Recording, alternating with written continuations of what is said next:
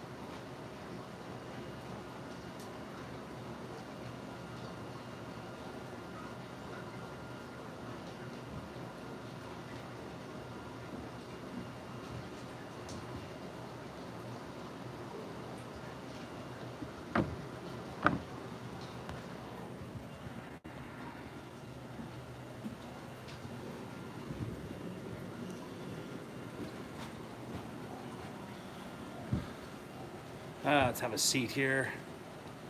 Been boiling most of the day.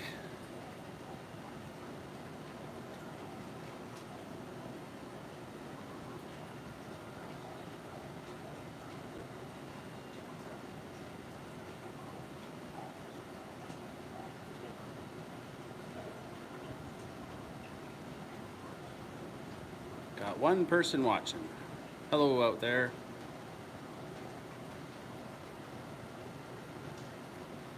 Hey, August. Not much. Just sitting out the shack. Got about another couple hours to go.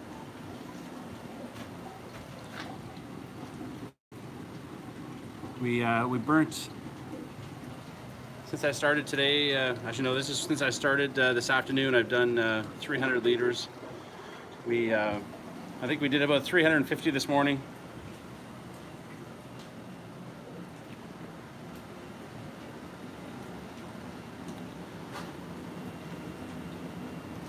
We've made, I think we're up to about 10 gallons of syrup, maybe 11 gallons of syrup so far.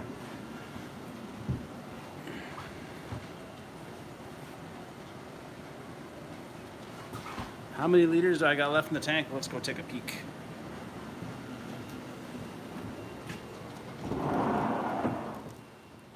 Snowing here today. That's the 200 liter mark. And that's the 400, so I can't see it. A little over 300.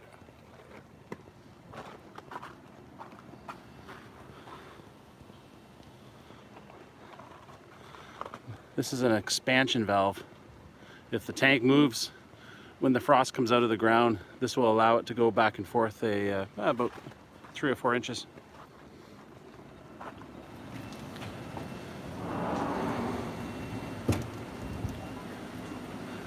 lights on from the solar power.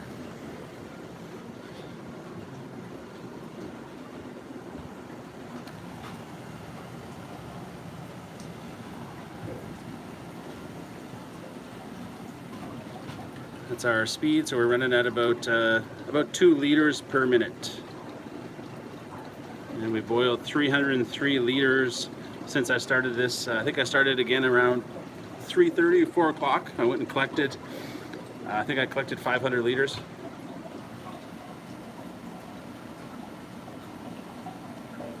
CT, I think that's, is that Connecticut? Don't know my states.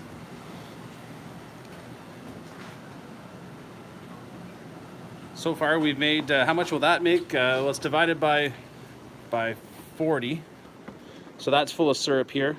This is our second one of these that we've made. So that's, I think those are about 5 gallons. So we're at 10 gallons plus whatever's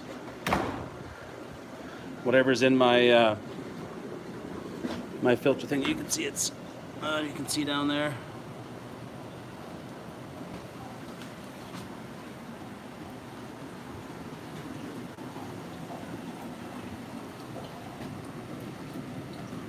I'm just on my cell phone here, so I'm walking around with it and trying to read your comments as they come in.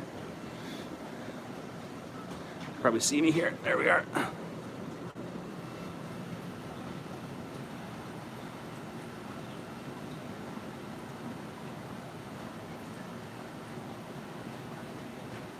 Connecticut, that's what I thought. CT.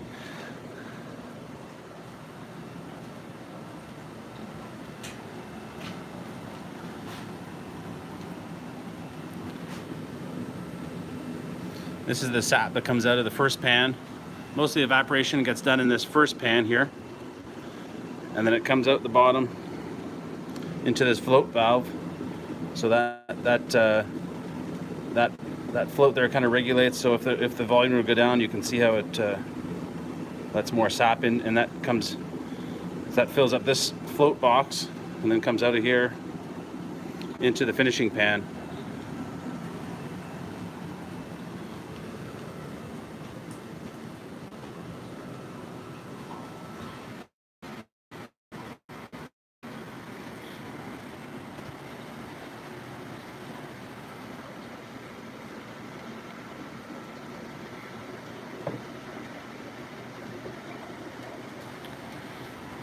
Not too much excitement in the shack tonight, that's for sure. We had the family out here today, I had my parents out here. Had a nice big feast out here today.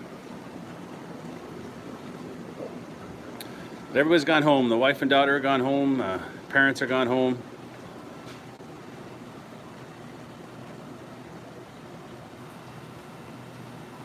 Oh, well, thank you. Yeah, just on my iPhone here. I don't have no internet out the shack. It's snowing up here in Ontario, Canada. Wood supply is doing somewhat good. Kind of messy in the shack here. We didn't put. If you watch my other videos there, we didn't put up too many buckets this year. We mostly relied on the tubing. There, you can see the wood in the back there. Oh, it's too dark. Never mind. See the snow coming down a little bit.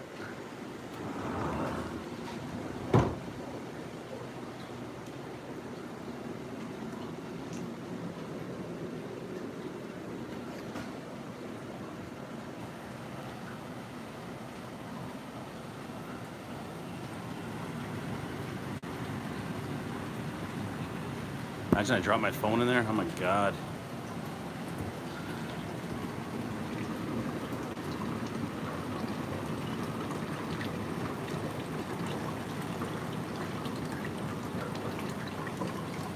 This is the float box that comes in from the main storage tank. If I wanted to adjust the level, so this here indicates the level that it is in that pan. So if you can kind of visualize, that's where the level is. If I wanted to raise that up, I can just adjust this, which adjusts that float and how much it lets in. It would be hot and sticker. Hey, I know Dave.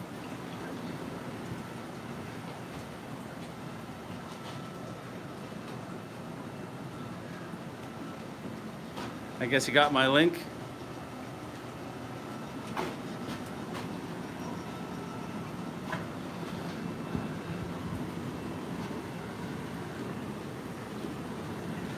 Right on there, Dave. I got the radio turned down. There's the radio there, but it's turned down right. Well, actually turned it right off. That's the one I've been talking on. I think it's a, what is it, a TRC 434.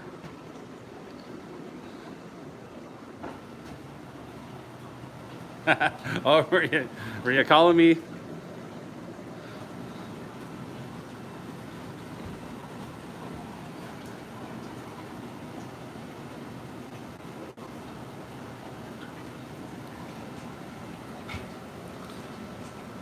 That's where the syrup goes. You have to change my filter next time I draw off. There's our boil rate again.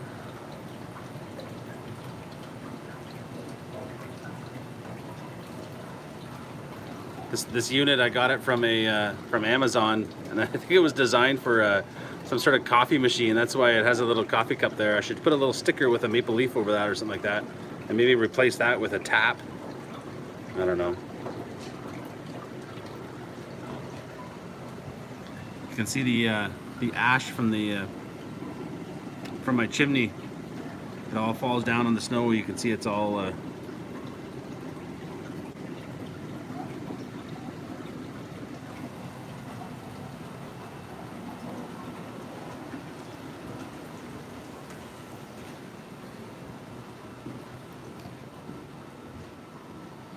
this is what keeps me warm. Whew. Ouch.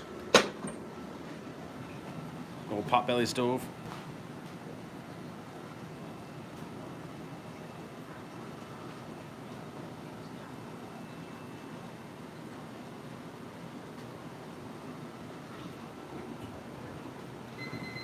Oh, time for wood in the fire. I'll try and set it up.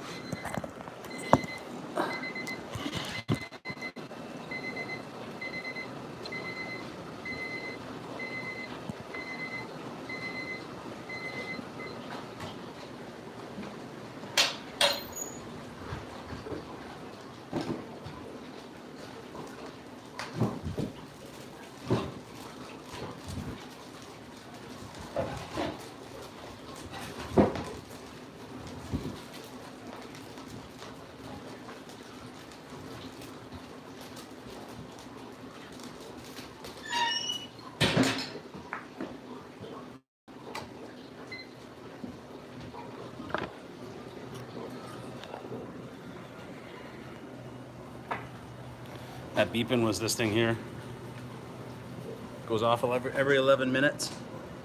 I just push stop when it's beeping, and then I turn the fan off. Turns the fan, turns these blowers off that are underneath there. Turn that off. If I try and open that while the blowers are on here, I'll show you. I need my glove.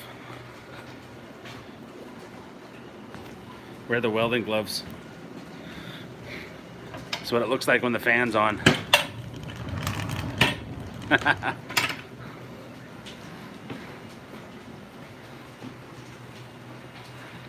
why I turn the fan off when I load the fire.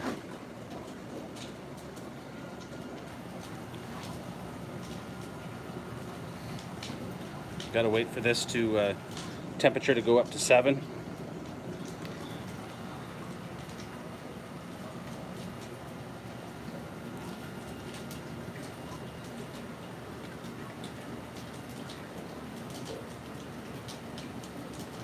The fans are, you can see them right there.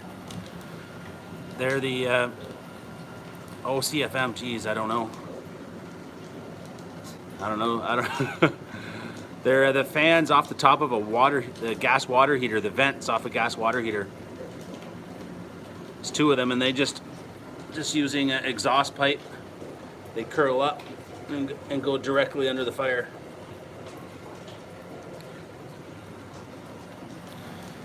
and I have those fans on a. And I don't really change the speed. I can adjust the speed, but I just leave it there. That's why I just shut it off with the switch. There's the solar panel. Let's see if I can get the.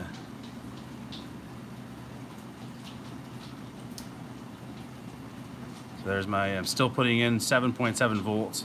It's pretty low. Actually, no, I'm 0 amps now. Sun's gone down. 12.4 volts, and I can actually look at the. Ooh, it's bright.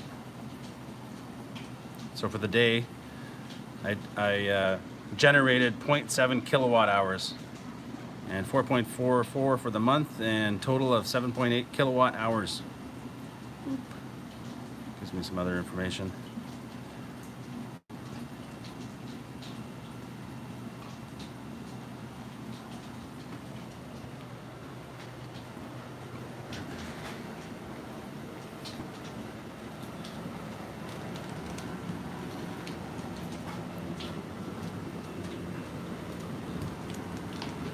See the condensation that builds up? If you don't wipe it down, it drips down the side.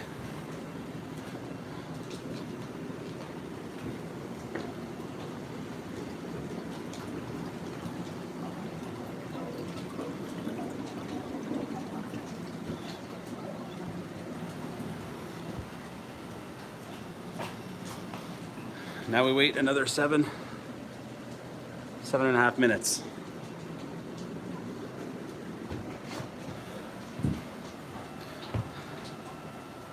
Have a seat, and I have a minute or two to relax.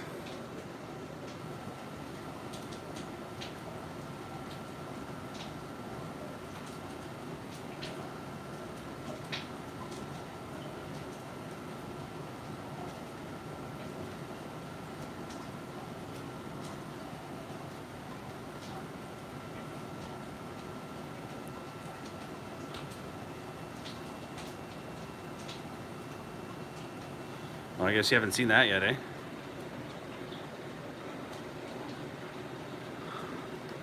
So those are the cupolas. They call them the cupola. And I open those doors with a, we've got a boat winch there. We've got a cable that goes up. And you can see the cable there. Has a couple of pulleys, then it opens the door, and I'll go outside and show you the... Yeah, a little bit of snow on the patio.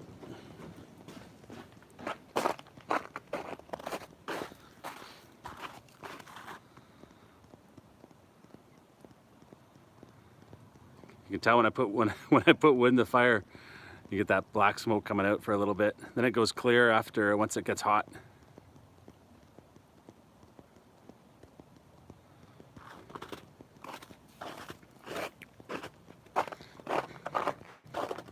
That's the pump we use to pump the sap from the storage tank at the where we collect up into the big tank. That's full of maple syrup. Batteries, the inverter. There's a battery 1, 2, 3, 4, 5. And this here tells me what I'm using. So I'm 12.2 volts, and I'm using like 11 amps.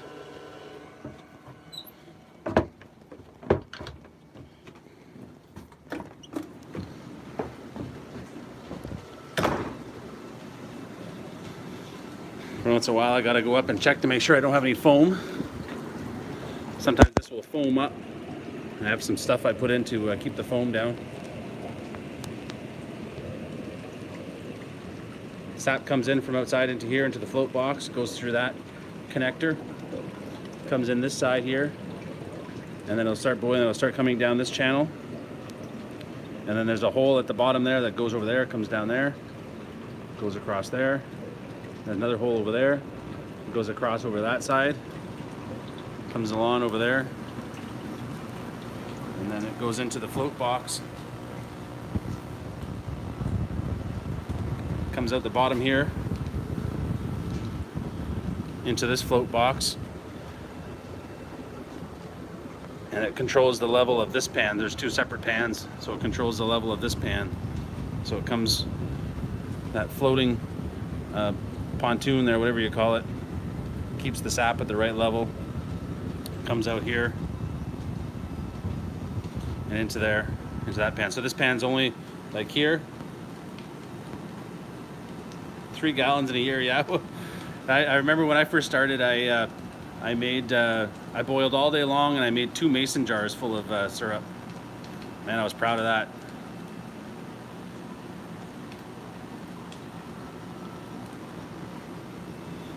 So yeah, this is hot. And this front pan is reversible, because what happens is when you're boiling, you get deposits on the pan. So in order to even them out, probably the next boil, what I'll do is, if you picture this pan, it's actually reversible. I can take this whole pan and turn it 180 degrees, so that any deposits that are building up here near the syrup will be over here, and then it kind of evens it out.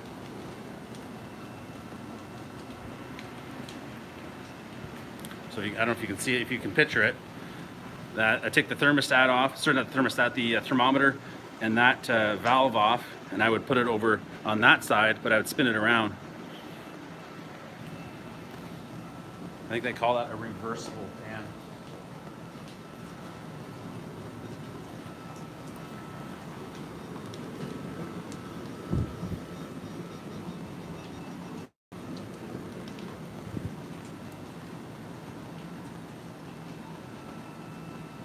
Oh yeah, my daughter was pretty young the first time I did it, so I spent the whole day. I think I had 2 5-gallon or 3 5-gallon pails of sap, and I had roast pans that I bought at the hardware store, and I had it over an open fire, and it was so hot that I had to put a ladle on the end of a stick in order to take the sap and put it in, because I couldn't get over top of it. The fire was so hot.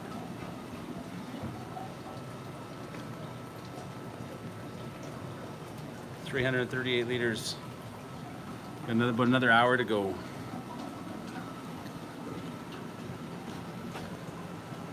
Temperature's up another degree.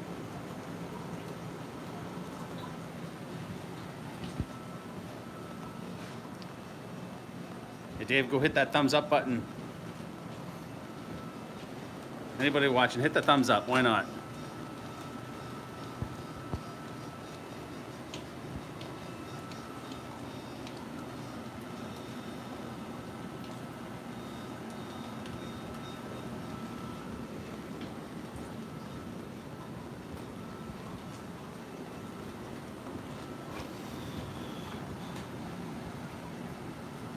That's the maker of the pans. Patrick, I don't know what the J is, but the name is Patrick Funeff. He's out of Quebec. I don't know why he called himself PJ. I have to look that up.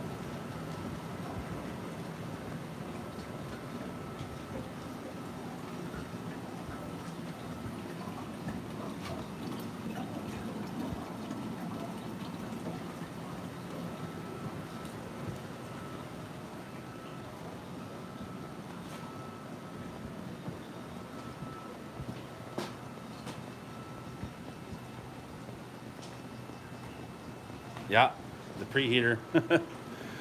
I have some old videos that show my old, so this part is original, the bottom part. And I used to preheat by having a copper pipe that came in, and it coiled around the chimney. And then it came out into another float box that used to be on the side here. And oh, that was a pain in the butt. If you got the fire too hot, it would actually boil in that pipe and start bubbling, and then you'd have to add another valve down here that I can try and bypass it. And oh, what a nightmare. Firewood time. So usually I just turn that off, try and balance my phone. If it falls, I apologize.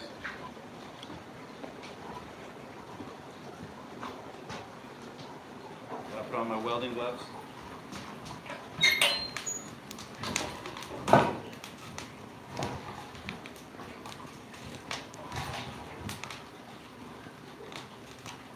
I can't even look at it. It's like looking into the sun.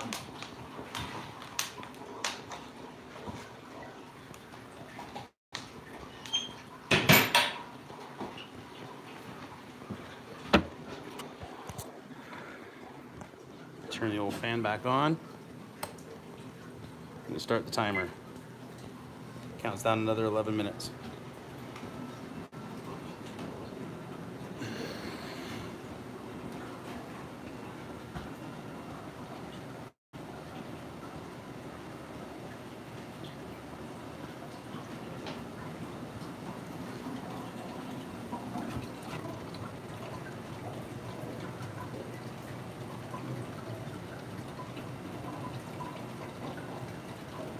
How many quarts to make a gallon? You know what, I've never actually done the calculation. Well, if I look at here though, try and judge my woodshed. So this pile and this pile were both at the ceiling, so, and I've made 10 gallons. Oh geez. You know what I'm gonna do? I'm gonna try and do the math on that. I've had people ask me that, but I've never figured it out.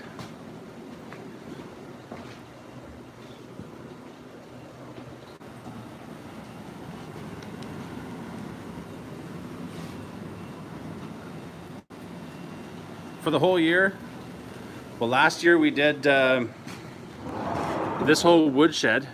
We filled it up twice, and I'm trying to visualize how big the woodshed is. It's starting to get dark out.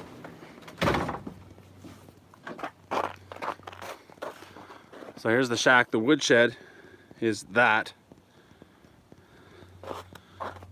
and that, oh, it's dark out here, that deep. And last year we went through that woodshed twice and we made 110 gallons. I'm gonna try and do the math, figure that out.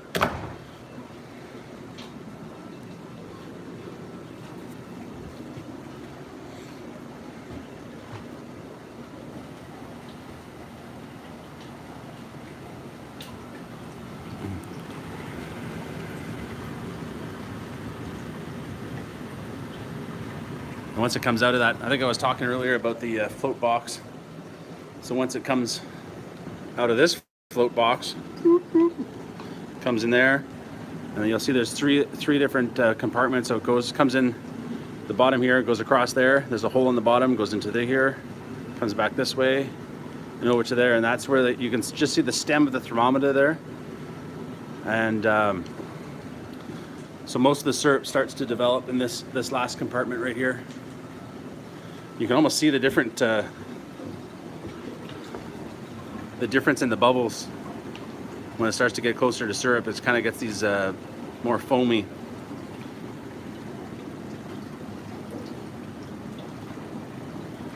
You can see in the bottom of this pan here that's corrugated. They call that a raised flue. So the top of these ribs are actually just below this line here. So the fire in the fire box comes up, and it actually goes up into the bottom of the pan and then back down. Just before it, right about here, it comes down and then goes back up the chimney. Just regular stovepipe, and then I put it into some, I got that used from someone. A lot of this stuff out here is used. The actual building was built with an old patio we had in the back of the house we took down.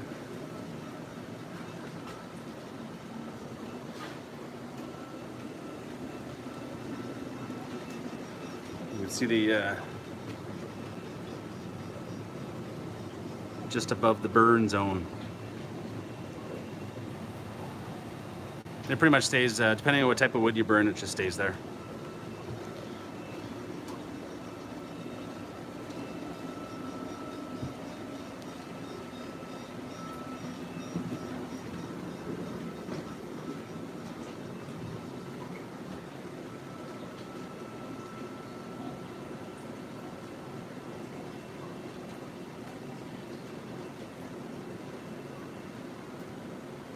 Yeah, we sell a lot of the syrup.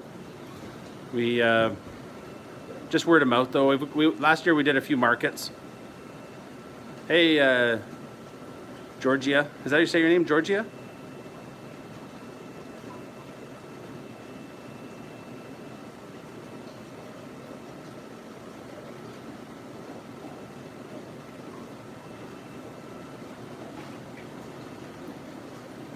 Yeah, so we do a Georgia. Sorry, yeah, Georgia, the state. Sorry about that. Last year we did a few markets and a lot of word of mouth. I have some signs we put out the road, and we people just stop every day. If I put my signs up, I'll sell 2 or 3 bottles. So it all works out. Last year with 110 gallons, we still have I think we still have 3 cases of bottles left.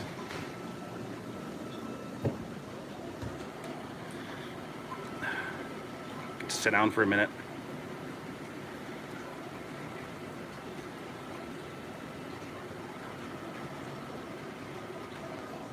Like I say, it's not when you're by yourself out here. It's definitely gets quiet.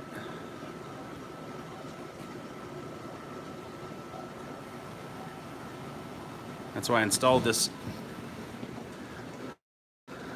I got a CB radio. See if anybody's talking.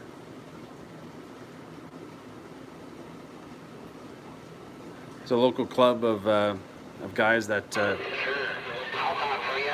Hey, there we go.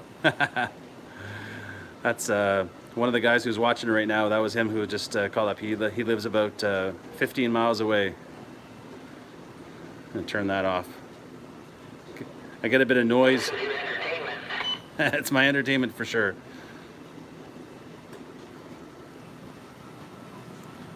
I've never shipped to the States yet, but I would.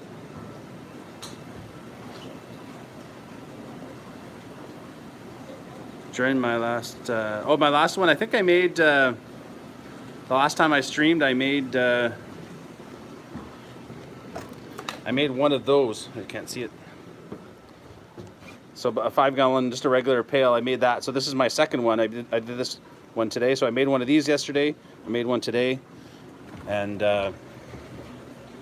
so that's 23 liter to 46 liters. So 5 imperial gallons.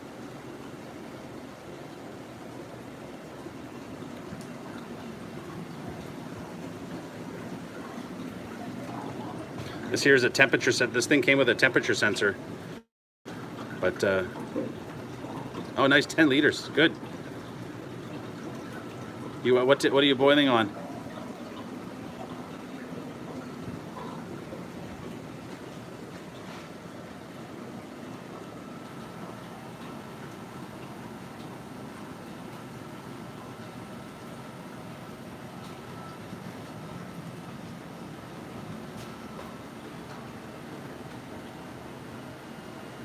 $18 by $60 junior. Okay, yeah, nice.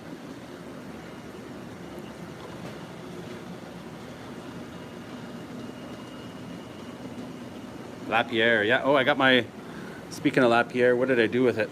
Oh, there it is. I brought my reading material out. The 2019 Lapierre catalog. Haven't really looked through it yet.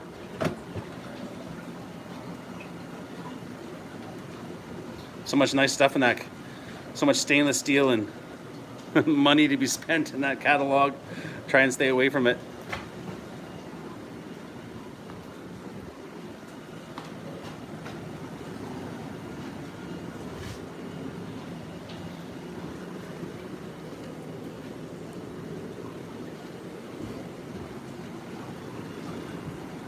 We're up a little bit more. Usually the last 3 or 4 degrees go pretty fast.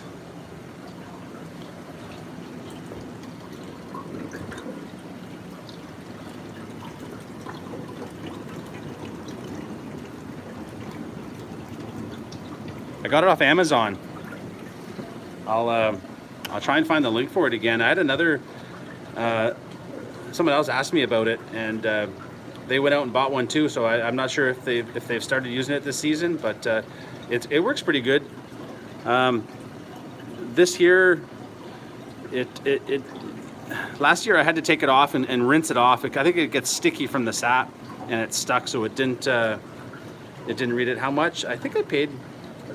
I want to say $80. I'll find it for you. It's just on Amazon if you want to look that model up. It came with the flow meter. This is a 1-inch flow meter. It came with came with a temperature sensor that tells you the temperature there. See if I don't know if it'll go up if I hold it. Yeah.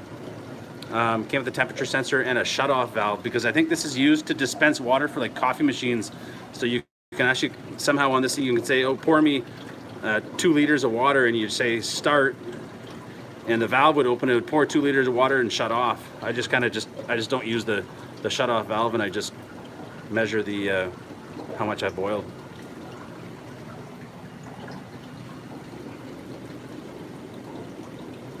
Let's see, I can't focus. Right now it's I have it plugged into the wall. It runs off the solar power.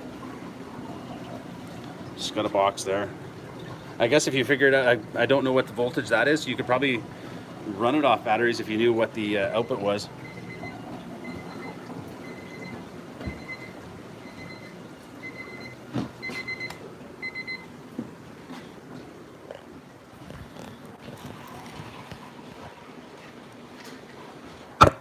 Oh, sorry about that.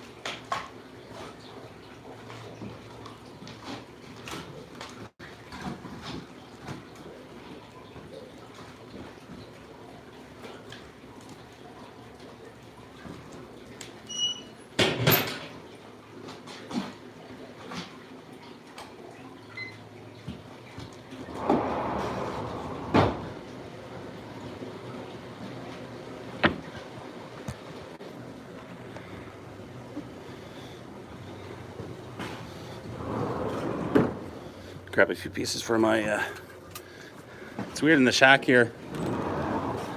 If I don't keep my fire going in this part of it, this side fills up with steam. So I got to keep this fire going, and the heat from this fire seems to keep the steam out of this area. Eventually this will be it's supposed to be a wall that's supposed to be blocked off eventually.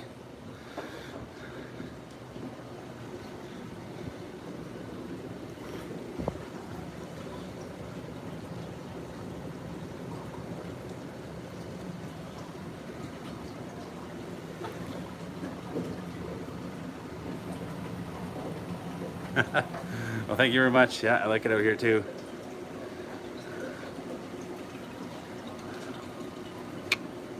Canada.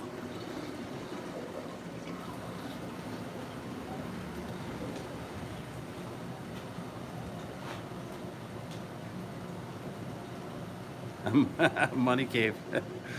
Yes, it is. Yes, it is.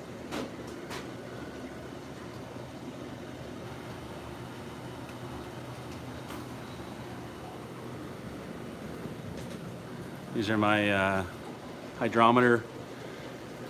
I have a hydrotherm. Southern Ontario, right on. How's the weather been down there?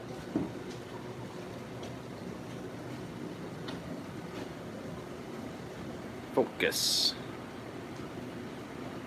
There we go.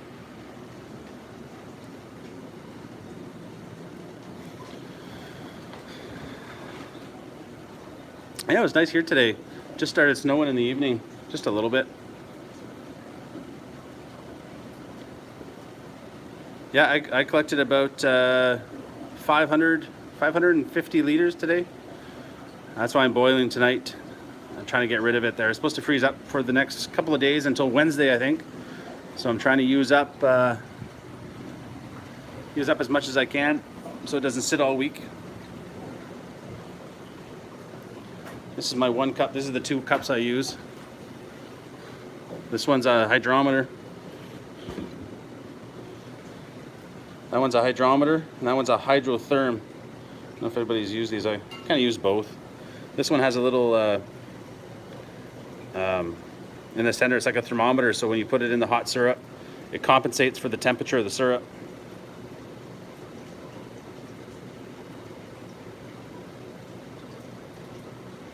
Oh, really? You're the bees are out already?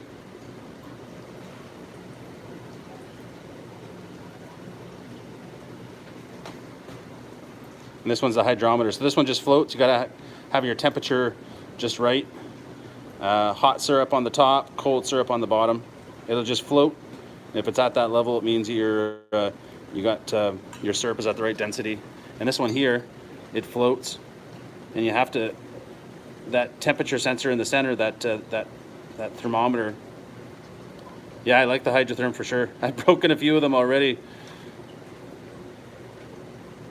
Hydrotherm, I got it at my local hardware store. They sell syrup, maple syrup supplies.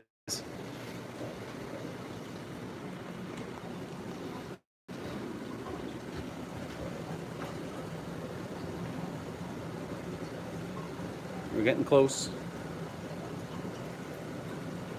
I calibrate it usually once or twice a day. There's a little screw on the back, if you can see it. Where is it? Down there. There's a little screw that you can adjust. And I just adjust it for, I do my hydrotherm and my hydrometer, get it to the right syrup, and I just set that to 7 at that time. I usually do it twice a day. Goes with the barometric pressure, I believe. Boiling point of water, all that scientific stuff.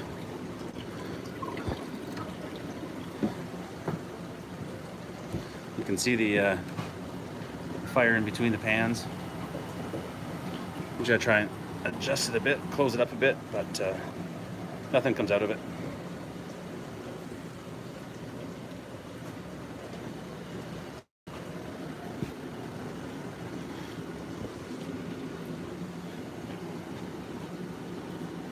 Trying to do everything with one hand.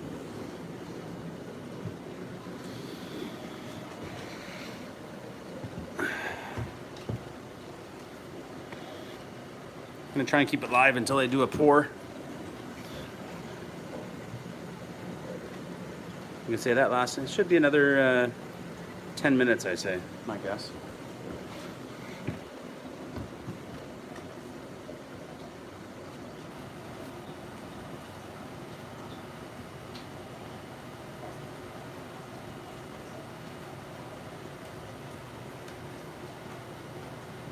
It actually rains in here. Especially on a cold day, the steam hits the tin. No, not hard at all to install the blowers. It's all the pipe is just from the hardware store. So those pieces are just like exhaust pipe that you can buy at like an automotive store. Those are just rubber couplings. That's just an extension piece. I think it's all 2-inch exhaust parts, like for a car. Another coupling. Doesn't get hot down here. These pipes are actually cold down here because it's just blowing cold air. And then I made a like a manifold that holds those two pipes on the bottom, and they're just flush with the bottom, so they just blow right underneath the fire, like a forge. Forged in syrup.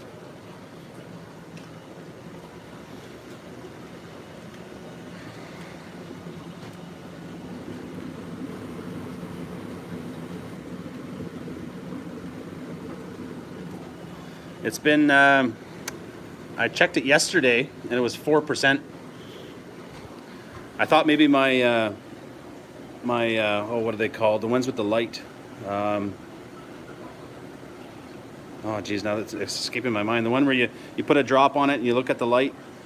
I thought maybe it was not calibrated right. So I put some distilled water on it and it was set right. Because I was surprised how high it was. 4%, that's pretty good for 4%. Normally you get 2.5, but I'm happy with 4.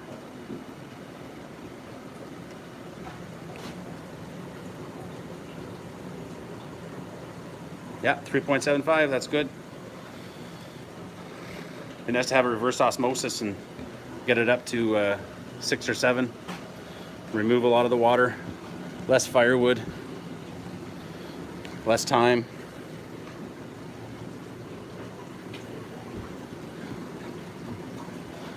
One of our next investments will have I put a hood on top of this. So the hood will go on top, and it'll come out, extend over top of the syrup pan with a preheater inside. So rather than the sap coming here, it'll actually go into a series of pipes that are inside the hood that heat up the sap before it comes in, and then it'll come into the float box hot rather than cold.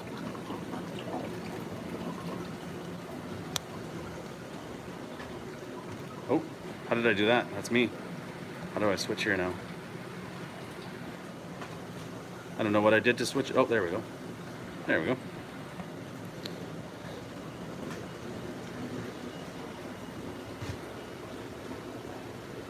We're about 99% sugar maples. We have a few red maples that will take off near the end of the season because they'll start to bud out before the sugar maples. So right now I'm just gotta see where I am because I gotta shut down. Where am I? I'm right there. There's my level there. I gotta shut down with enough sap to so I don't go dry in the pans. So usually I come down about to the 50 mark, and then I won't put any more wood in, and it'll just by the time I'm done, I like to be just above my valve or just a little bit below the valve, so that next time I boil, it's not stuck with ice.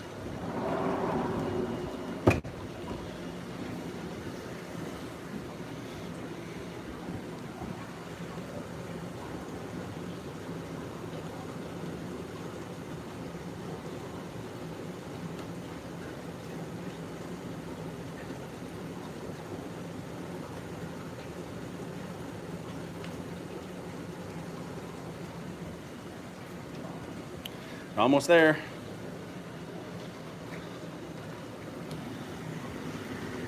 Oh, got a little bit of foam come out. So I use this defoamer I get from the sugar store, maple syrup store. Anti-foam, anti-mousse. That's what I use to defoam it. So I just usually take a little sprinkle. You can watch. You can see how it brings the foam down a little bit. I think it did. Oh yeah, it came down a little bit. You'll see it in this one here. Take a little sprinkle.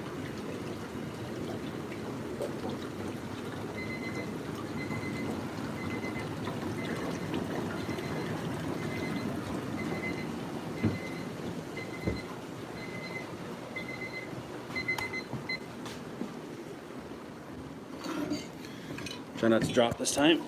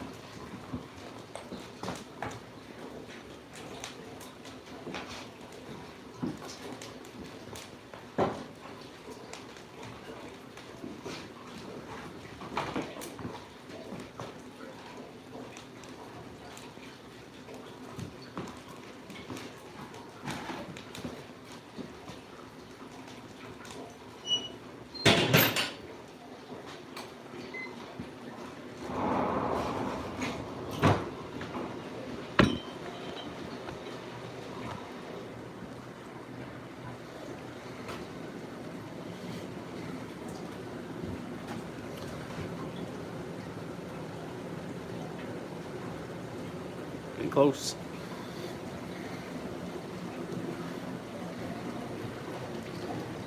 $398 liters boiled since I think it was 4:30, 4 or 4:30 I started.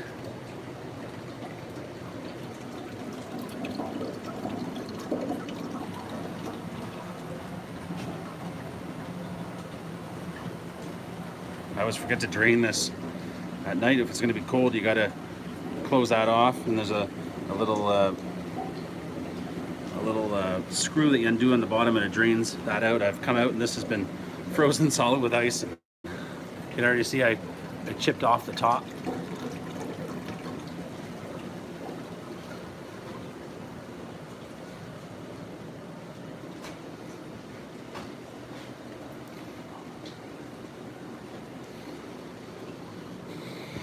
Put a piece of wire, firewood in my.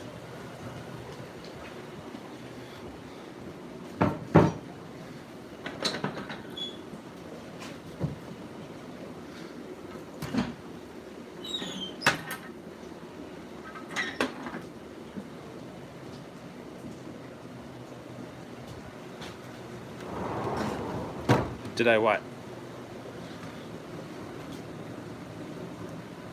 Yes, I did. If you can picture that, that's actually an old wood stove from a house. And what I did, I'm gonna get some better light here. Keep an eye on my temperature at the same time.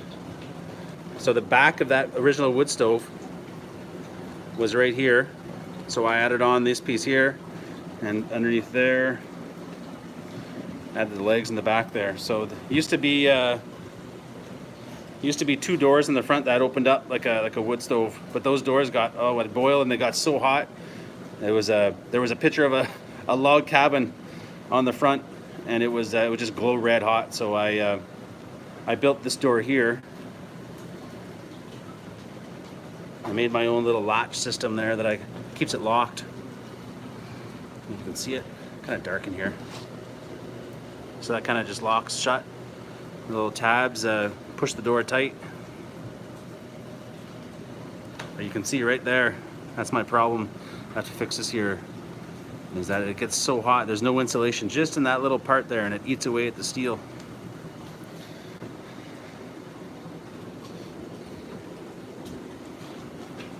This part here is actually filled with vermiculite in the back. So when the fire actually comes, and it's forced to go up into the pan. The way the pan is formed, there's well, you can see here, those lines. So the fire is actually right underneath that. The dark spot is the low spot, the light spot is the high. So the fire goes up into those flues, they're called. And then right near the end, it has about 8 inches where it comes back down, out and up the chimney.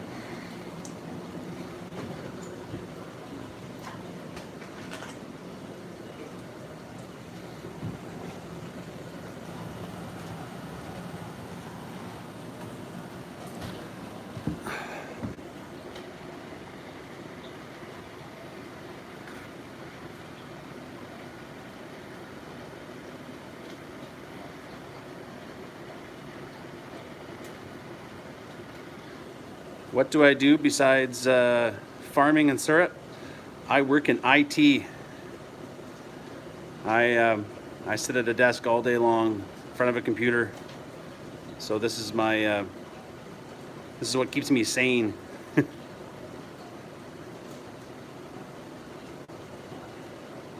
I do IT work for one of our crown corporations here up in Canada. Oh, sorry, I think you're in Canada too.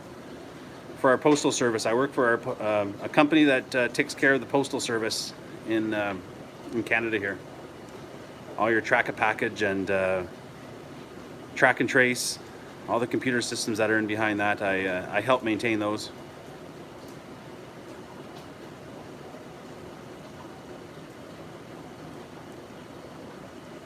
I do not speak French, but my wife and daughter do.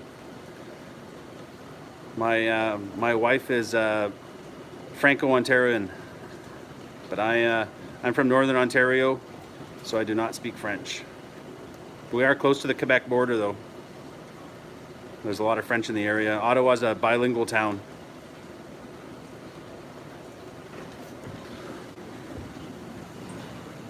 It's taken a long time to get to that last 1.5 degrees.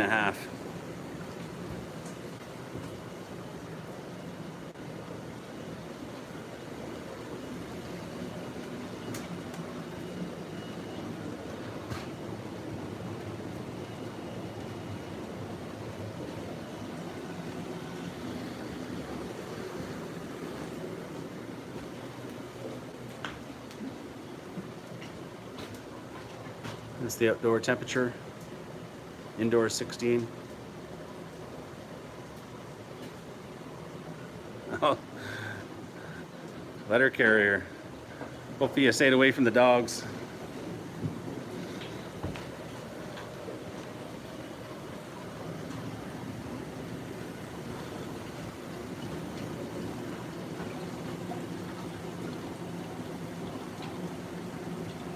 Yeah, no, yesterday, yeah, we were talking in French last night. My the stream I did yesterday, my wife and her, some of her family were out here, and yeah, talking French. I can understand a little bit, but not very much. Depends how fast they talk.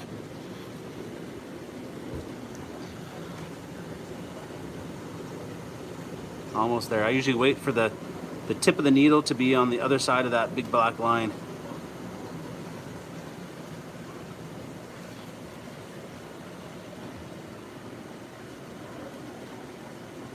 No Wi-Fi. I'm on my data plan. It's my work data plan, so hopefully we'll see if they give me the bill for it later. But these live streams, they're low quality unless when I'm done the streaming, usually it asks me if I want to upload in a high definition. I usually just say no. So the low stream.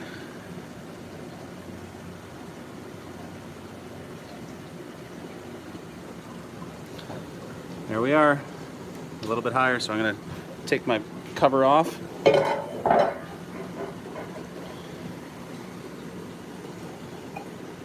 There we go.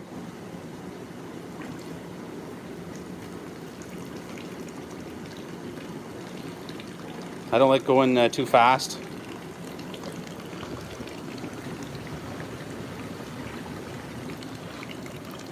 So what I'm going to do is I actually draw off.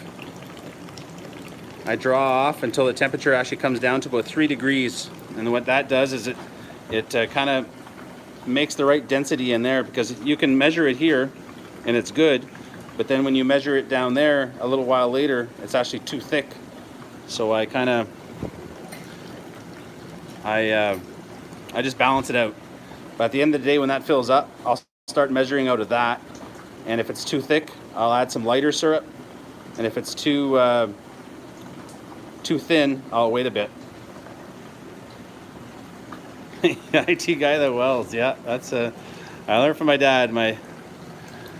We always had a garage at home that was full of tools, and my father let me go to town in there. He taught me how to weld when I was young. I've done the same here, so now my garage has all the tools I need just to do stuff around the hobby farm here.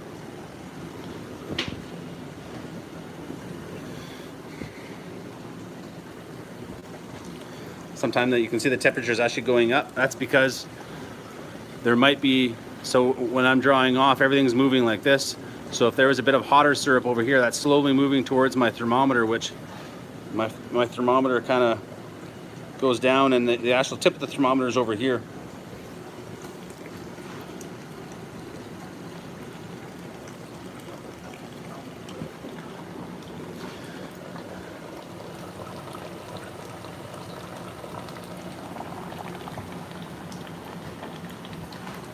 That just filters through there once, and then I actually, before I bottle it, I'll filter it again.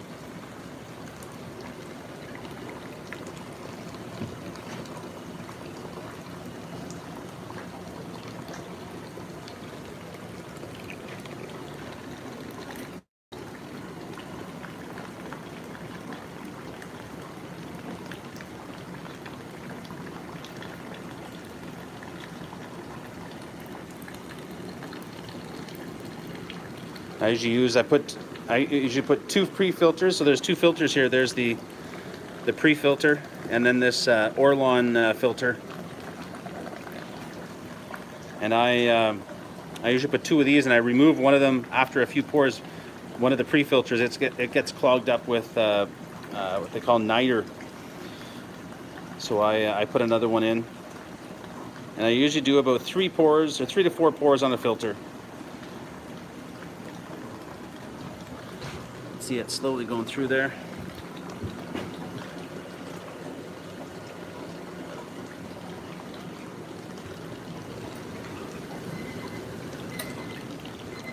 I'll ignore that for now until I'm done drawing off.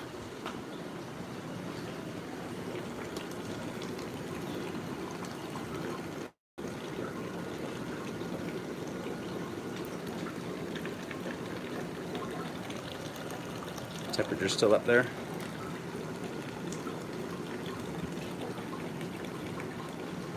When I'm drawing off, I always make sure too that my the level of my back pan stays right, because sometimes I draw off faster than it can come in. You can see that the evaporation rate goes up.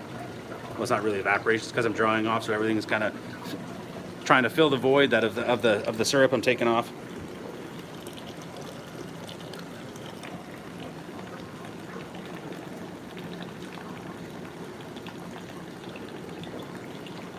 This is an old stand my dad made me years ago, and the heat from the fire has dried it up a bit there, so I'm going to try and maybe get one made out of stainless steel or something.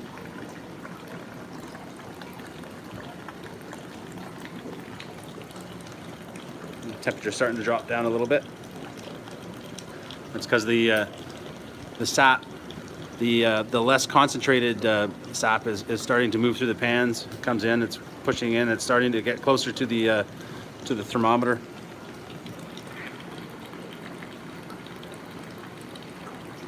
Yeah, I'll show the shutting down procedure one day. Probably not today, but yeah, definitely show that. My shutting down procedure usually takes me about an hour by the time I feel comfortable leaving the shack.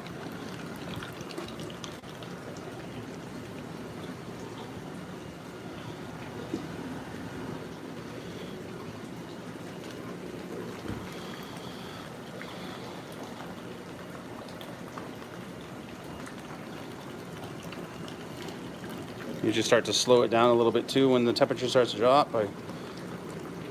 Everybody does this differently. Just the way that I found that I get the best density of syrup at the end of the day.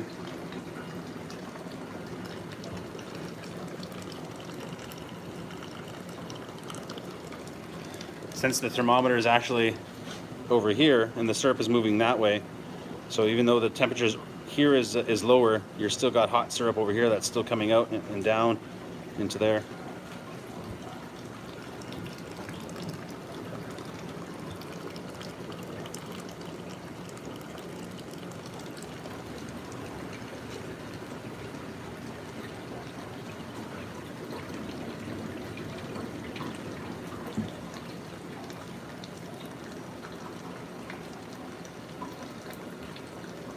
Yeah, that's true. Another piece of steel or something like that. You can see it's like I say, we've had it since we started making syrup. I think the second year my dad made me that. The little wooden pegs to hold the filter. All right, so I'm happy there. So I'm at 2 degrees. Not 2 degrees, but 2 degrees above boiling. There we go. That'll slowly filter through that. The filter's a bit used, so it might take a bit longer than normal. So I usually take my lid, put it on top, just to keep anything falling in there.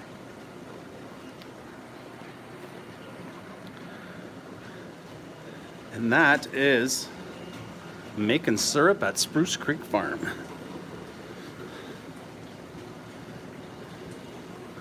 Easy peasy, up and easy.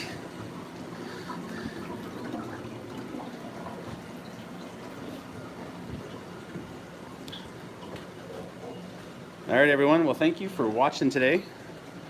I know it's not that exciting out here, but if you have any questions, comment and like the video, and I will get back to anybody who asks me a question to the best of my knowledge, which is questionable at that, but I'll do my best. Take care, everyone. Catch you next time. Just got to figure out how to end it, though.